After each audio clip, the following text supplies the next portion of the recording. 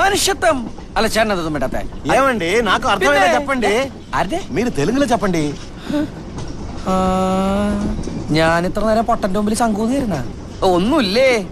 ഓ അതിന് ഭാഷയില്ല. നന്ദി. പന്നിന്നാ ആരടി പന്നി? നന്ദി, താങ്ക്സ് എന്ന് പറഞ്ഞതാ. ഓ ഇപ്പഴാ മനസ്സിലായത്. 1450 50 പൈസക്ക് കിട്ടണ കോപ്പാണ് നന്ദിന്ന്. ഈ സായിപ്പന്മാർ ഇന്ത്യയിൽ വന്നില്ലായിരുന്നെങ്കിൽ ഈ സോറിയും താങ്ക്സ് ഒന്നും കേൾക്കേണ്ടി വരൂലായിരുന്നല്ലോ. ഓ ഒന്നുമില്ലേ. ആയിക്കോട്ടെ.